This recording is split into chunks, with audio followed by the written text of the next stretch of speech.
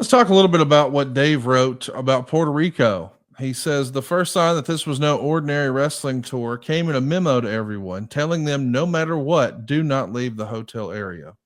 It stated Puerto Rico is a dangerous place and that anything they need is available at the hotel. Whether it was a fear of stabbings or of wrestlers getting in trouble going downtown or both, well, that wasn't made clear. As it turned out, the only real problems took place in the ring the night of the show. How big of an issue or a concern was this? I mean, I've heard some Big. top guys say after everything that happened with Brody, they never wanted to go back. And I know when the UFC did shows in Brazil, they would send out similar memos like, hey, man, you need to remember this is not America. Stay your ass at the hotel. What'd you think of that decision to send that memo out? I endorsed it. Yeah. I approved. I was for it. Here's the deal.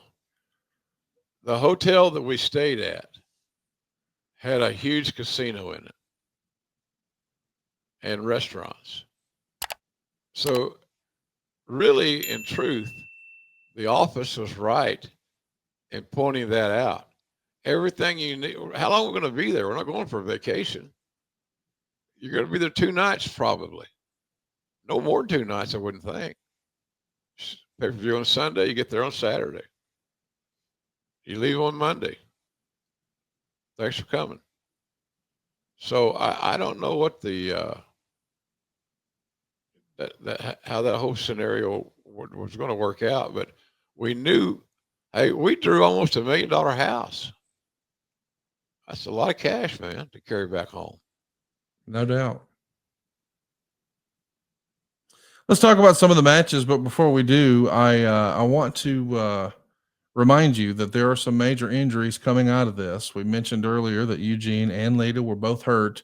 They're both going to leave Puerto Rico in wheelchairs through the airport so they can fly home. Eugene's going to have a torn and dislocated patella, so he's going to need surgery. He's going to be out for a few months. I had And that in high school. That displaced patella, kneecap. And that's what happened to Sting in Texas, Corpus Christi, where it was, on that clash. I think it was a clash. That kneecap is a very delicate little piece of business. But boy, it hurts like hell when it gets into the wrong territory. We should remind you too that Lita is diagnosed with an ACL, a torn ACL. She's going to need reconstructive surgery, so she's going to be out for several months. And overall, this just feels like a snake bit pay-per-view. It's written here as far as the rest of the trip, nobody got killed, knifed, and there was only one incident to speak of. $825,000 is the gate here. $15,764 in Puerto Rico.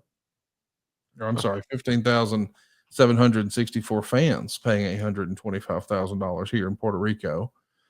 It's written here, even with the successful live event that sold out weeks in advance, there was a lot of front office negativity towards even running Puerto Rico.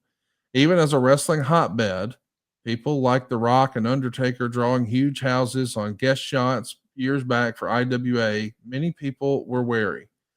In a lot of people's mind in wrestling, Puerto Rico is that place where the unruly fans, in remembrance of videotapes of security having guns and the rings on baseball fields, and fans aren't even allowed near ringside for security reasons. That all happened in the 80s. And there's also the death of Bruiser Brody, stabbed by Booker Jose Gonzalez in 88, not to mention an alleged incident on the WWF's first trip there in 85. While WWE.com had Carlos Colon quoted as talking about the last time WWE came to the island 20 years ago being this gigantic sold out show, in reality, the show was a bomb, drawing only 2,000 fans. Worse, a major company executive who headed the international tours at the time was kidnapped after the show, had a gun put to his head, and told if he ever came back, next time the gun would be loaded. Well, it took 20 years, and it was against the will of many in the office to come back, who knew full well it would probably sell out. But was it worth it? Were you an advocate of going to Puerto Rico? Were you hesitant to go to Puerto Rico? Do you remember hearing this story about the local promoter having a gun to his head back in 85? Yeah, that's one of Vince's guys. Was it Jim Troy? Was he the kid? Was he the executive who was kidnapped? I think it was. Wow. That sounds familiar. One thing that helped the WWF's opportunities in Puerto Rico was Gorilla Monsoon. He may have had ownership, some ownership. So that helped him a lot. So they had a guy on the ground in place that the Puerto Rican media and fans and certainly the promotion had a positive relationship with. But I just, to me, Conrad, you start overthinking this shit. Look, there's a big payday awaiting. Times have changed. If we believe that times have changed, then let's go. If there are too many negatives on the checklist, then let's pass. Because there's a lot of other places we can go. We just haven't been there forever. They had a nice new big building. Ed Cohen again comes to the rescue, gets us into the best building in the marketplace. Brand new, clean, spick and span. So, and they were having concerts there, a lot of entertainment events in that building. It was their MSG, Madison Square Garden, or their Huntsville Civic Center. Man, it's just crazy to think that, we're talking about an actual kidnapping that happened here that I didn't know about until today. So we're learning a lot here. Carlos Colon and Victor Jovica from WWC and Victor Quinones of the IWA were all invited to the show to meet with Vince McMahon. McMahon met with Colon and Jovica briefly and longer with Quinones, who he had a stronger relationship because of the relationship with Gorilla Monsoon. We never really talked about this, but when Gorilla died, his New York Times obituary listed Victor as one of his children, a piece of information that presumably came from his family. And there's been lots of people, including Victor, after Gorilla's passing, who said that he was simply Gorilla's godson. Do you know what's really true? Godson's true. Okay. Monsoon did not sire Victor. Got it. But he did treat him like a son. Raised him as his own. I got you. Type thing. So yeah, and Victor's a hustler. I mean, Victor's he burned up a lot of shoe leather as a promoter. That was his thing, and he had good relationship with the boys. He was he got along with it. He was one of the boys, more than a lot. Better said, probably. But again, you come back to Monsoon. Monsoon's presence made things better. McMahon, when he meets with these promoters, he's basically saying, we're not going to take sides in your war. In other words, we're not sending either talent to either promotion.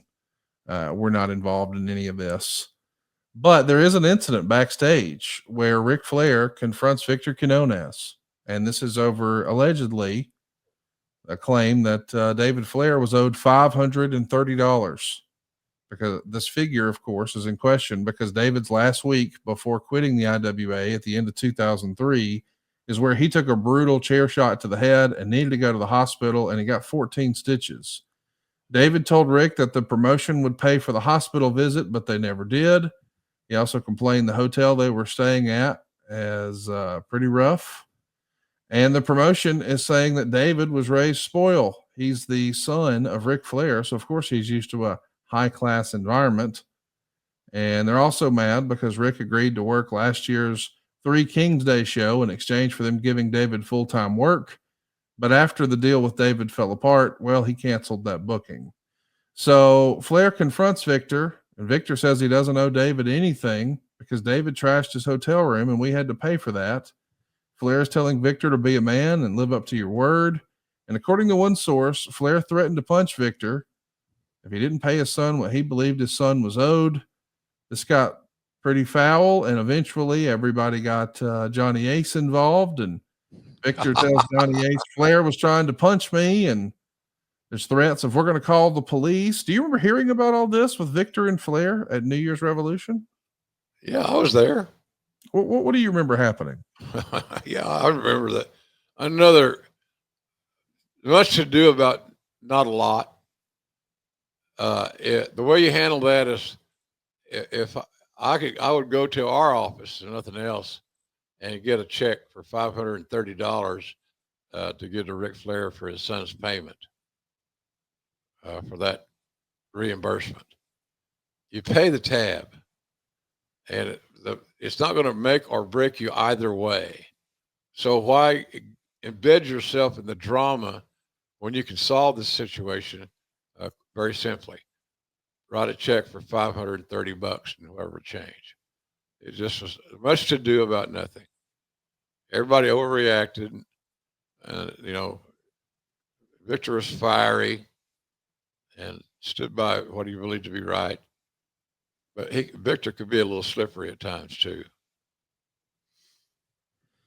This is a tough travel day for the Raw crew. You know, they're going to be coming in off the road and they're going to have to go through security with one entrance. And there's a couple of flights leaving at the same time. And WWE's got a chartered flight with like 170 people on it. They don't even get people boarded until 3 a.m. And they're landing at Raw the next day at 6 a.m. And now they've got to be at the building at 1. So this is a tough time to be a professional wrestler here as far as the schedule goes. And where was Raw that night?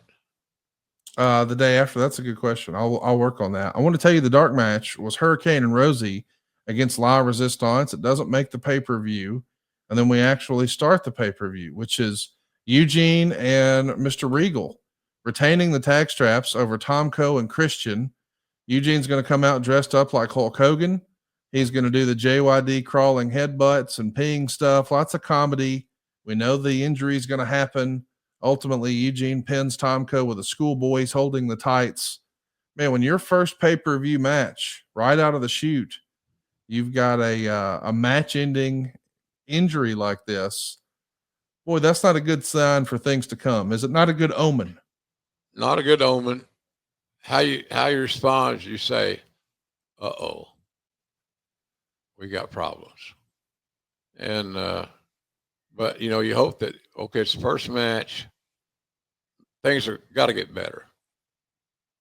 And anytime Regal's involved in a presentation, it's highly likely it's going to be successful and entertaining. So you just got to hope things will get better. And lo and behold, it didn't.